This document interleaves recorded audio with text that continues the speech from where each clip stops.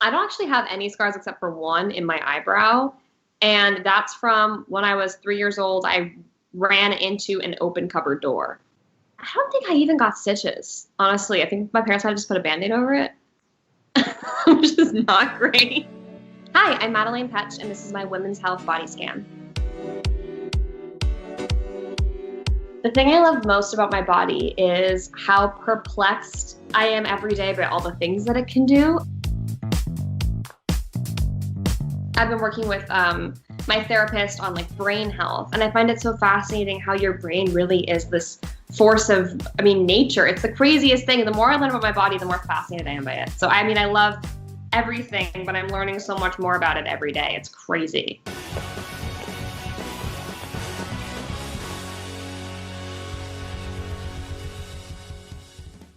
Dancing, what I love the most about it is it was really a mind challenge, and I think it taught me tenacity and promptness at such a young age. Like I'm always 5 minutes early to everything, because if you're even a minute late to ballet class, they close the door and you have to wait outside. So in that realm, I think it really trained my brain and my mind into the way that I am today, and kind of created a hardworking nature within me. And with my body, I think it taught me at a young age that the more physical I am and the more I move, the happier I'll be. And that's why I think I link so much of my mental health to working out.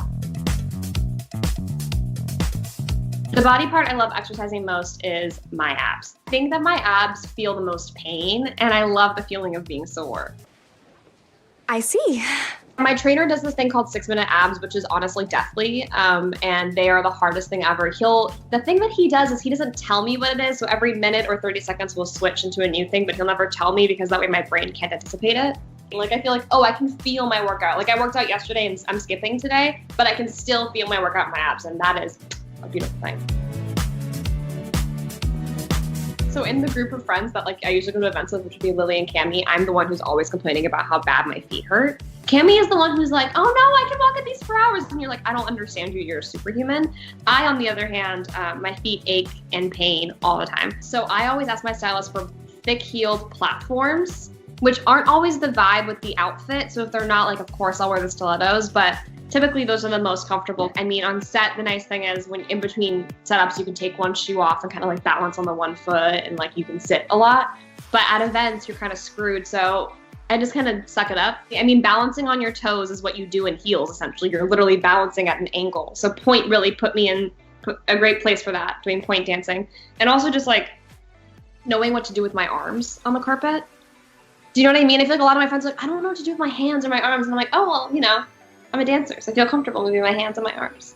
Vegan, wheat, chicken. Whoa, how does it bread? Protein is something that I really have to be aware of in every meal, or else my energy levels just go completely downhill. I really love protein pasta because I'm such a big carb fan, and it's red lentil pasta, so it's got 20 grams of protein in it, but it's still pasta, and so I feel like I'm hitting both things that I need to hit. I need to hit my my salivary glands, and I also need to hit my protein. On set, they're so great about it, and they take great care of me. It's actually in my personal life when I'm at home and working that I find, I'll eat a breakfast. I always eat breakfast, but then it'll be 5 p.m. and I haven't had lunch, and then my energy levels will completely drop. And so that's where I think I struggle, is actually making time to eat, because I'll forget. So I, for the show, get my nails done, and usually in regular life I would get my nails done, but because we're in a quarantine and I'm deathly afraid of human encounters right now, I learned how to do my own nails at home. I do it probably about once a week, but if I get bored, I'll do it twice a week. It makes me happy. It's my only different thing I can do, so. My vision is 20/20 as of right now, but I do wear anti-blue light glasses when I'm on my computer a lot. I had Invisalign as a kid. It was I could either do braces and they pay for the full thing, or I could work for 3 summers and pay, because Invisalign's double the price of braces. I think I was still in elementary school. So maybe 6th, 7th, 8th grade I had them. My brother had braces, and he had cuts on his lip, and it was so painful, and I just had little clear retainers I could take out whenever I wanted to. So I much preferred them from the experiences that I saw, yeah. I think I was one of the only redheads in my school. And so to them, it was very like, what is that? That doesn't seem normal, or I've never seen that before. I think it made me realize as I got older that the things typically the things that you're bullied for are actually the things that make you unique, and that kids are kind of, at least when I was a kid, felt like children were afraid of things that were different because they didn't understand it. And now it's funny because it's helped me embrace all the things that make me feel unique and different and special. Because it's so funny when you're a kid, you're made fun of for having red hair or whatever it is, and then when you grow up, you're celebrated for it. It's such an interesting turn of events. So my parents are South African, and I think when I was younger, they didn't want to like force ear piercings on me because a lot of babies get ear piercings, which is interesting to me. So I got mine when I was 13, I think, when that was my dad's rule. When I turned 13, I could get my ears pierced. I was absolutely terrified. And also I used to put like stickers on my ear before to like, act like I had them, and then they'd fall off in school and it was mad embarrassing. But yeah, I was terrified to get my ears pierced.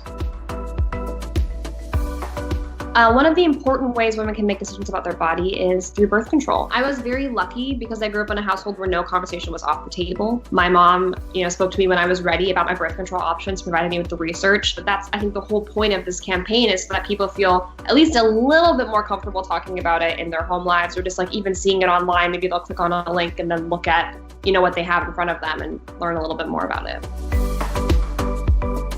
Thanks for watching Body Scan. Don't forget to subscribe to Women's Health, and for more information about the campaign, check out loloaspirin.com.